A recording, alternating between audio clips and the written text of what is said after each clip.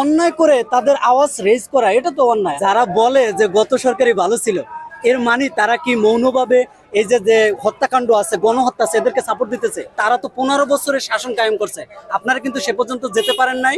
আপনাদেরকে হঠাৎ আমাদের বেশি দিনও প্রয়োজন লাগবে না। ডিএনএ টেস্ট করে তাদের মতাদর্শের লোকদের নিয়োগ দিচ্ছে। হ্যাঁ, বিক্ষোভ করার সবারই নাগরিক অধিকার থাকতে পারে, কিন্তু ফ্যাসিজমের পক্ষে থাকতে পারে না। যারা এই ফ্যাসিজমের পক্ষে ছিল, পালিয়ে গেছে, তারা আর দেশে ফিরতে পারে নাই। দেখবেন বিগত সালও এই সময় একটু সবজির দামটা একটু বেশি আসে। আজকে আমাদের এখানে আসার মূল উদ্দেশ্য হচ্ছে, আপনারা অবগত আছেন যে গতকালকে আমাদের যে নিম্ন জুডিশিয়াল যে হাইকোর্ট আছে, সেখানে ফ্যাসিজমের দোসর এর সহযোগী তারা তাদের নিজস্ব যে আস্ফলন আছে সেটা তারা তুলে ধরছে গতকালকে।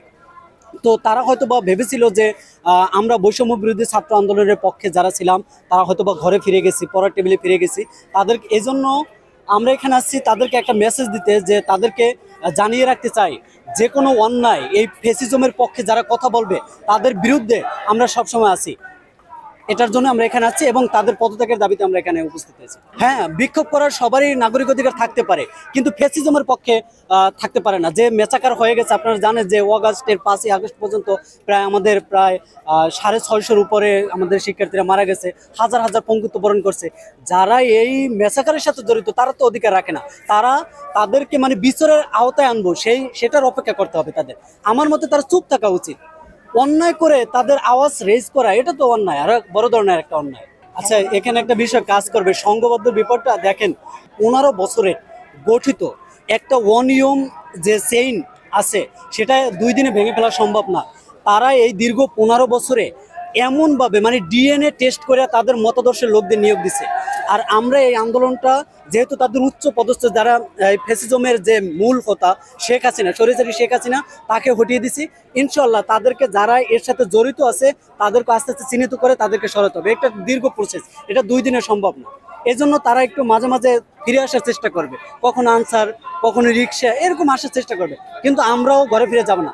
ইনশাল্লাহ শেষ রক্তবিন্দু থাকা পর্যন্ত আমরা তাদের বিরুদ্ধে কথা বলবো, আমাদের অধিকার নিয়ে কথা বলবো। এখন দেখেন, বিগত 15 বছরে সচিবালয় ঘেরাও তো দূরের কথা, সচিবালয়ের রোডেও যেতে পারতো না মানুষ। আমাদের এই অন্তর্বর্তীকালীন সরকার, অধ্যাপক ইউনূস, তিনি কি করছেন, মানুষের এই অধিকারটা দিচ্ছেন। হ্যাঁ, তারা দাবি দেওয়া জানাতে পারে, যখন তারা দাবি দেওয়াটা কোনো মানে বিশৃঙ্খলার রূপ নেবে তখন আমরা এটা প্রতিহত করবো। দাবি জানাতে পারে, তাদের একটা রাইট আছে যে সেটা ন্যায়সঙ্গত হতে হবে। হ্যাঁ, বিশৃঙ্খলা হলে আমাদের যে আইন আছে, আইন কানুন আছে, আইনের শৃঙ্খলার মধ্যে থেকে তাদেরকে ব্যবস্থা নেওয়া হবে। যারা বলে যে গত সরকারই ভালো ছিল, এর মানে তারা কি মৌনভাবে এই যে যে হত্যাকাণ্ড আছে, গণহত্যা আছে, এদেরকে সাপোর্ট দিতেছে? হ্যাঁ, আপনারা পরিবর্তন 15 বছরের পরিবর্তন 15 দিনে চাইলে হবে না। পরিবর্তন হবে হুট করে। যখন দেখবেন একটা দেশ যুদ্ধ অবস্থা থাকে, তখন সবকিছু একটা এলোমেলো অবস্থায় থাকে, এটা একটু গোছাতে সময় লাগবে। আর এই যে দ্রব্যমূল্য ঊর্ধ্বগতি, আমরা শুরুতে বলছিলাম যে এই 15 বছরের যে সিন্ডিকেটটা তৈরি আছে, এই সিন্ডিকেটটা তো ভাঙতে হবে। তারা তো বিভিন্ন রূপে ফিরে আসবে। কখনো দেখা যায় যে জনমনে একটা প্রশ্ন জাগিয়ে তুলবে যে এখন দ্রব্যমূল্য ঊর্ধ্বগতি, আমরা আগে ভালো ছিলাম। এটা তাদের মানে একটা নিজস্ব কূট কৌশল আর কি, যেটা আমি বলবো। তবে এটাও এই 2 দিনে দেখবেন যে অনেকটাই মানে পতন করছে, এই দ্রব্যমূল্যের মানে নিম্ন হারের দিকে চলে আসছে। এখন মাসটা হচ্ছে অক্টোবর মাস। আমাদের বিশেষ করে নভেম্বর ডিসেম্বর মাসে সবজির যোগানটা একটু বেশি থাকে, শীতকালীন ফসলটা আসে। এই সময়কালীন দেখবেন বিগত সালও এই সময় একটু সবজির দামটা একটু বেশি আসে। তাছাড়াও যে দেশের যে একটা পরিস্থিতি, যে এখন পর্যন্ত মানে আমাদের যে আইন শৃঙ্খলাটা, এটা স্টেবল না। কারণ আমাদের দেখেন, এই যে পুলিশের কথাটা বলেন, যারা বাজার মনিটরিং, আবার বাজার মনিটরিং যারা করবে, তাদের বেশিরভাগই রয়ে গেছে সেই পূর্বের মতাদর্শে। তারা চাইবে যে এরকম একটা সিন্ডিকেট তৈরি করে মানে আমাদেরকে প্রশ্নবিদ্ধ করার জন্য। এটা অবশ্যই বিলোপ হচ্ছে। ভাই, এদেশে কি সবাই তো আর একদম বিএনপি করে বা জামাত করে এরকম তো না, তাদের মতাদর্শ তো আছে। তারা এরকম কিছু লোক থাকবে। এখানে কয়েকটা বিষয় কাজ করে। এর মধ্যে এখন দেখবেন যে আমরা সংবাদপত্রের ম্যাক্সিমাম শিরোনাম এরকম পাই যে একদল দখল করে গেছে, অন্য দল আবার আসতেছে মানে দখল করার জন্য।